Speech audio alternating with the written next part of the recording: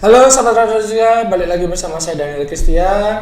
Kali ini aku nggak podcast tentang bicara santai atau bicara musik, tapi bicara horor. Nah, kali ini aku bersama bintang tamu yang sangat horor melebihi dari Mak Lampir dan Mbak Kunti. Langsung aja. Terima kasih atas sambutannya, Mas Daniel. Oke, perkenalkan aku sebagai host magang, yaitu siapa? Boleh perkenalkan? Lo kamu yang kenalan dong. Oh, nggak mau dikenalin nih? Iya, kamu aja. Makasih. Udah gede. Oke, kenalin, nama aku Septiani Mega, bisa disebut Mega. Nggak pakai G, bukan pakai K. Oke, thank you. Boleh lanjut, Mas? Jadi gimana Mega? Sudah menyiapkan beberapa cerita horor? Sejujurnya aku tuh banyak banget nih pengalaman horor. Soalnya hidup aku juga udah horor. Wah, itu lagi ya. Tapi kayak ini cuman share aja sih Ya, ini dari sharing aja pengalaman ya. aku ya. Kalau misalnya menurut teman-teman ini gak horor, ya mungkin teman-teman punya cerita yang lebih horor. Nanti boleh loh dikirim boleh banget. di komen atau enggak di DM di Radar Jogja Instagram. Jangan lupa follow dulu atau di Instagram aku @megacatur05. Jangan lupa. Numpang promosi IG nih si orang. Jadi gimana nih? Mbak Mega kan udah nyiapin cerita horor. Betul. Kira-kira horor apa sih Mbak? Aku juga penasaran sama kisah horormu yang agak ngeri tadi. Ini aku mau share sedikit sih. Mungkin Berarti buat editor musiknya dibikin yang ini ya, musik-musik sedih itu ya. mungkin buat teman-teman nih, khususnya yang kayak anak IndiHome atau Indomie. Mungkin kalian bisa kayak menerawang gitu. Apakah itu sebenarnya halusinasi aku aja atau emang benar kejadian kayak gitu. Jadi aku pernah punya cerita. Jadi aku tuh dari kecil kan tidurnya tuh bareng sama nenek aku. Iya. Dari umur 9 bulan gitulah. Nah, waktu itu tuh aku inget banget itu tuh nenek aku udah tidur dan aku tuh kayak masih merem-merem ayam gitu nggak sih? Tahu nggak sih? Kayak merem-merem ayam. kayak merem tapi belum tidur pulas gitu loh. Tapi nggak berkokok kan? Enggak sih. Saya belum pagi. Terus? Nah, terus aku tuh inget banget karena itu pintu kamar tuh dikunci. Tapi tiba-tiba pas aku kayak agak kebangun, aku tuh lihat ibu aku. Literally itu ibu aku berdiri dan dia senyum. Dan dia pas senyum terus bilang kayak gini, tidur. Karena aku masih kecil kan, aku takut ya. Aku langsung kayak tutup pakai bantal gitu loh mukaku. Terus kayak paginya aku tanya ke ibuku kayak, "Bu, semalam masuk ke kamar?" Dia bilang, "Enggak, aku nggak masuk ke kamar." Dia bilang gitu. "Serius?" "Iya." Terus aku tanya ke nenekku, "Semalam pintunya dikunci nggak?" Dia bilang, "Dikunci." Loh, terus yang aku lihat siapa? Kayak, hah, beneran loh aku lihat, soalnya aku tahu banget itu mulai dari baju yang dia pakai itu ya baju ibuku. Sama kan? Sama, cuman agak horornya pas dia senyum terus dia bilang kayak senyum terus kayak tidur. Beda ya suaranya? Atau sama? Beda sih, senyumnya itu yang agak bikin takut. Apalagi waktu itu kayak aku masih kelas 1 atau 2 SD gitulah. Kayak masih kayak, beneran nih. Itu sih sampai sekarang yang aku masih kepikiran itu beneran ibu aku atau bukan. Masih terngiang-ngiang. Masih terngiang-ngiang. Beneran, sampai aku pun sering nanya. Tapi kan sebenarnya nggak bisa nanya. Ibuku dan nenekku kan udah nggak ada ya. So aku nanya ke siapa? Untuk mengkonfirmasi lagi gitu. Susah ya. Agak horor. Makin horor kan? Horor. Itu horor banget. Oke, selain itu aku mau cerita lagi nih. Gimana nih? Ini paling serem nih. Enggak juga sih. Jadi keluarga aku kan apalagi dari bapak itu dari Sunda. Dari Jawa, dan Jawanya tuh masih kejawen. Aku tuh terbiasa yang namanya kayak puasa mutih. Kayak misalnya puasa mutih 3 hari, 7 hari, sampai 40 hari. Bentar. Puasa mutih. Betul. Apa itu? Puasanya kayak gimana? Tujuannya apa? Tujuannya tuh ya untuk aku pribadi itu untuk pembersihan diri. Dari Kan dosa-dosa. kepercayaan kan. Untuk aku sih untuk pembersihan diri. Kayak misalnya aku udah kayak jauh banget nih ngelanggar, kayak misalnya aku ngelakuin dosa ini itu atau apa, tapi buat aku tuh biar badanku tuh pulih lagi, kayak gitu, kayak energinya tuh normal. Nah itu aku pernah, jadi waktu itu aku disuruh pilih mau puasanya berapa hari. Jadi kalau mutih di keluarga aku tuh gini, misalnya kamu puasa mutihnya 3 hari, nah itu dimulainya dari hari Selasa sore jam 4, nanti kamu bisa makan atau minum lagi itu di hari Rabu jam 4. Jadi benar-benar 24 jam gak makan gak minum. Dan begitu makan atau minum, kamu cuman bisa makan atau minum air putih mentah dan nasi. Gitu doang. Kayak itu gitu. buka puasanya? Iya, dan nanti langsung dilanjut puasa lagi sampai aku buka hari Sabtu sore jam 4. Tapi itu dihitungnya 3 hari. Bentar, ini puasanya kan tadi buat memulihkan badan. Itu saya yang puasa kayaknya menyakitkan badan. Yakin? Sehari 24 jam itu masalahnya, ngeri ya. Itu benar horor di sini puasanya. Dan yang lebih horornya lagi, bapakku tuh selalu nyuruh aku kalau misalnya puasa, itu nggak di rumah. Karena kalau di rumah itu kan kayak adik aku ngegoda butuh makan, kakakku kayak ngegodain kayak gitu. Aku biasanya puasanya tuh kayak di tempat keramat, bukan tempat keramat juga. Jadi di dekat rumahku tuh ada yang namanya buyut. Tuh nggak sih buyut, kayak makam keramat kayak gitu. Buyut biasanya kalau di kita tuh sembah buyut. Buyut apa? Ya itu kayak makam keramat yang kayak biasanya orang tuh pada ziarah ke situ. Cuman kebetulan karena bapakku tuh temennya kuncen di situ. Kuncen itu apa? Juru kunci. Oh, juru kunci. Sorry ya kalau bahasanya campur-campur. Aku soalnya orang Sunda nih. Gitu. Gak apa-apa. Nah, aku tuh biasanya dititipin di situ. Dan biasanya aku tidurnya itu di dalam makam itu, di pinggir makam yang dianggap keramat gitu loh. Beneran literally aku tanpa handphone, tanpa apapun. Itu bener-bener puasa ya? Beneran puasa. Tidur di makam. Dan menurut aku ngerasa lebih aman kalau aku tidur di makam keramatnya itu ketimbang aku di teras luar.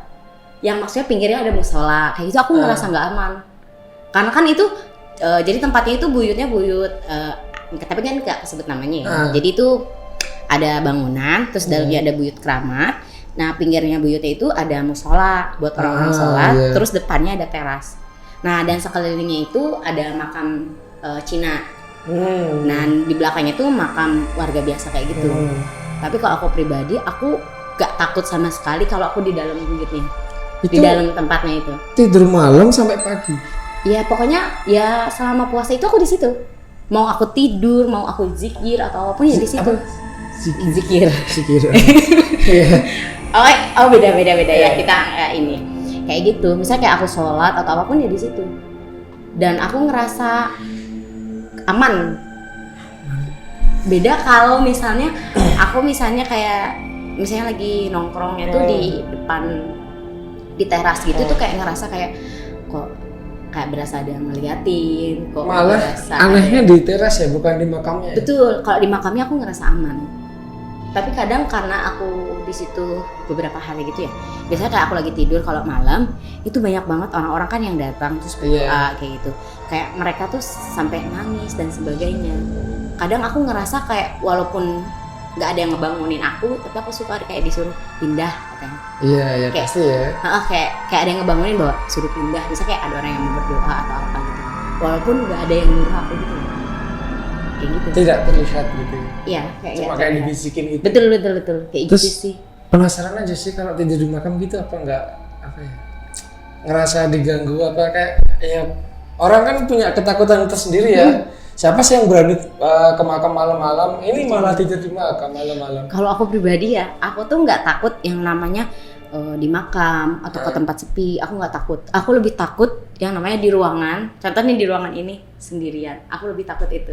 Jadi aku kalau disuruh milih uji nyali di makam atau di ruang sepi, aku masih mending di makam. Jujur kayak gitu loh. Bener-bener horor orang ini semua. Iya tapi dan itu tuh bukan sekali 2 kali, kayak beberapa kali aku sering kayak gitu. Mungkin kan karena kepercayaan ya. Dan aku pun ya kadang bapakku ngomong apa ya masih tak ikutin kayak gitu. Ya berarti lebih nurutnya ke bapak daripada ibu ya? Ya soalnya ibuku udah nggak ada.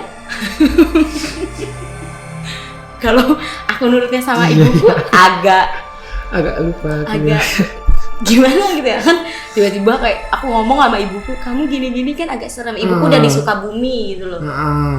Terus tiba-tiba dari Balikpapan dia bangun terus ngasih tahu kan agak gimana gitu.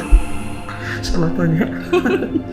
Nah, waktu tidur di makam itu benar-benar cuman bawa badan doang, nggak bawa kayak apa? Bawa baju. Minum enggak ya kan? Enggak. Puasa ya? Puasa. Bantal juga nggak bawa ya?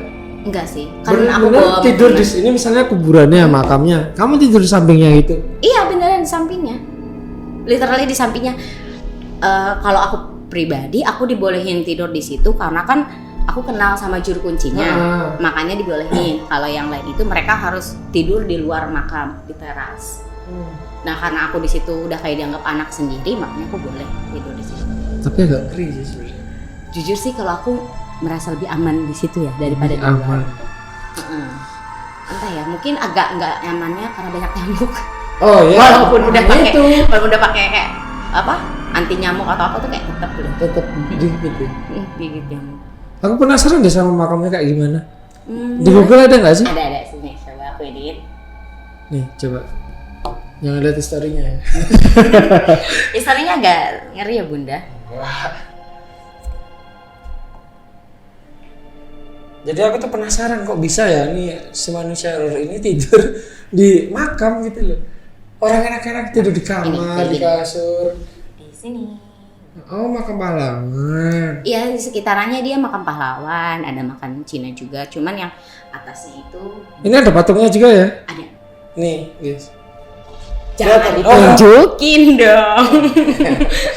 Itu ada patungnya. Patungnya itu ular sama patung singa buat nyambut.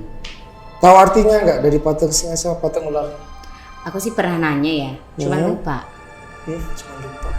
Cuman aku pernah nanya. Cuman di situ banyak kok orang-orang yang biasanya kayak jarah biasa kayak gitu untuk. Ya banyak kok, itu lumayan terkenal di daerahku. Kayak gitu. Kalau misalnya kalian ada yang mau ini, nah iya betul. Sekelilingnya kayak gitu. Ngeri loh. Sumpah. Itu jalannya benar-benar gelap banget pas masuk Iyalah. ke situ. Dan di makam pun nggak ada lampu kan? Adanya cuma di teras-teras ya biasanya. Di teras-teras sama itu kan dekat sama rumah kuncennya. Memang ada rumah kuncennya di situ. Ya udah cuma segitu doang sih. Tapi misalnya nih, kamu malam-malam tidur di situ, kan nggak langsung tidur ya? Biasanya ngapain yang dulu? Ngitung domba. Lah buat biar nggak horor banget gitu lah. Biasanya ya mencoba kayak terus kayak istighfar kayak gitu, atau kayak misalnya aku baca surat-surat pendek. Sebenarnya kadang ada rasa takut ya, karena kan itu bener-bener malam ya, kan. Tapi kayak udahlah, kayak nggak ada lah. Ini kan kayak ini loh orang pada ini kesini, nggak mungkin lah aku ganggu. Toh tujuanku baik. Katanya sih kalau misalnya tujuan kita baik, di hari terakhir kita puasa itu biasanya nanti kita dimimpiin. Dimimpiin apa? Ayah siapa aja yang datang ke mimpi kita kayak nanya maksud sama tujuan tapi kita. Tapi kalau mantan tiba-tiba masuk ke mimpi kan agak itu lebih horor. Lebih horor. Jangan sampai mantan yang masuk ya. Jadi nanti kayak katanya nanti dimimpiin terus ditanya kamu mau apa, tujuannya apa, katanya kayak gitu. Tapi aku sih sampai sekarang karena tujuanku hanya untuk karena disuruh bapakku puasa dan aku yang menjalankan, ya belum pernah terjadi apa-apa sih. Soalnya kan kalau definisi puasa kan prihatin ya. Betul. Kalau kata bapakku tuh kalau bahasa Sundanya gini, kalau misalnya mau perah harus perih. Perah harus perih. Jadi kalau misalnya kamu mau bisa sesuatu, ya kamu harus usaha. Ya, karena kebetulan keluargaku itu kan dari bapakku sendiri, kita tuh lumayan kejawennya lumayan kuat dan sering nolongin orang. Jadi aku pribadi dulu dari mulai SD sampai sebelum aku pindah ke Jogja, aku tuh sering banget yang namanya mijit orang. Punya bakat ya berarti? Iya benar, punya bakat. Tapi karena aku sering ngobatin orang, kayak pegang orang dan sebagainya, kalau misalnya aku nggak punya pegangan, kayak puasa itu, berarti aku sering sakit, kayak gitu. Malah sakitnya di kamu. Betul. Jadi aku bisa tahu misalnya nih, kayak, tapi kebanyakan orang yang aku pegang itu, maksudnya itu tuh mereka tuh yang dulunya pernah sakit. Contoh ya maaf ya, yang kayak yang kena santet, kena teluh, kayak gitu. Kamu bisa ngelepasinnya? Biasanya sama bapak aku dulu. Jadi kayak ada ritual tertentu. Untuk kayak yang udah ngakar banget kan. Tapi kalau misalnya cuman kayak tau kan kayak anak kecil atau apa yang misalnya main kemana terus ada yang ngikut kayak kabadi kayak gitu, itu aku bisa. Ada doa-doanya. Ya aku nanti ngasih air, jadi sebelum, pokoknya semua orang yang mau aku pijit itu aku kadang nanya bapakku dulu kan, ini bersih nggak orang, soalnya kalau enggak aku yang sakit, kayak gitu. Aku pernah tuh sekali aku ceroboh, jadi aku mijit orang, tapi aku nggak ngomong sama bapakku karena itu kan masih keluargaku sendiri ya. Kayak aku langsung mijit aja, dia bilang kayak cuman pegel-pegel badannya, oh yaudah tak pijit gitu. Pas aku lagi di rumahnya, ternyata dia ketempelan dan itu aku langsung sakit bener-bener panas tapi badanku dingin, kayak panas dingin gitu. Tapi dan bukan berarti kamu juga ikut ketempelan kan? Bukan? Aku ikut ketempelan. Ikut. Jadi ngikut karena kayak menurut mereka kayak kamu siapa nggak sopan banget gitu loh, kayak kok pegang-pegang gitu. Jadi itu aku tahunya pas aku lagi tidur. Aku inget banget, aku tuh nggak punya yang namanya boneka. Tiba-tiba di kamarku tuh nggak ada yang namanya boneka, apalagi boneka yang berbulu. Kayak beruang atau apa gitu. Jadi pas aku lagi tidur, tau gak sih kayak ketindihan, erep-erep. Iya tahu. Nah, jadi pas aku lagi tidur itu aku ngerasa kayak ada yang meluk, terus kayak dari leher ke sini. Bener kayak gitu. Tapi aku tuh kayak sadar tapi nggak bisa gerak. Iya, namanya juga ketindihan. Iya, terus aku cuman ngomong di dalam hati, siapapun yang datang, aku minta tolong kayak buat pergi. Aku kan nggak maksud apapun gitu, nggak niat nyakitin atau apapun, kayak gitu. Tolonglah, kayak ya intinya kayak ngobrol gitu. Ya nggak berapa lama terus pergi. Terus aku besok paginya aku cerita sama bapakku, dimarahin. Karena ceroboh kan. Akhirnya ya aku dikasih air sama bapakku terus dimandiin. Bener dimandiin. Kayak aku dikasih air, waktu diminum terus dimandiin sebadan kayak gitu sih. Mungkin buat sebagian orang kayak nggak percaya ya, tapi ya ini pengalaman aku pribadi kayak gitu sih. Makanya sekarang aku nggak berani untuk kalau sekarang mijit orang. Iya, lebih hati-hati lah ya. Satu, lebih hati-hati. Kedua, aku udah nggak pernah puasa atau apapun lagi. Jadi kayak aku dulu sehari kalau misalnya ngobatin orang, biasanya ikut sama bapak aku gitu ya. Itu sehari aku bisa mijit 3-5 orang, aku sanggup sehari. Dan soalnya itu mijitnya tuh mijit ke saraf. Jadi benar-benar sakit, bukan kayak pijit enak gitu loh. Bukan. Tapi kamu nggak takut gitu mijit syaraf? Syaraf penting gitu, kalau maksudnya kepleset dikit kan bisa jadi lumpuh atau? Justru yang aku pijit orang-orang lumpuh. Loh? Yang aku pijit tuh orang-orang lumpuh, yang kayak mereka sakitnya lumpuh atau stroke dan sebagainya, sampai itu tuh biasanya 3 bulan sampai mereka bisa duduk. Oh, minimal sampai duduk. Sampai duduk. Kalau misalnya mereka udah bisa sampai duduk, itu lebih gampang aku mijitnya. Itu beneran. Aku pernah mijit satu orang. Maaf ya, kayak orang lain pun kalau ke situ nggak kuat sama bau.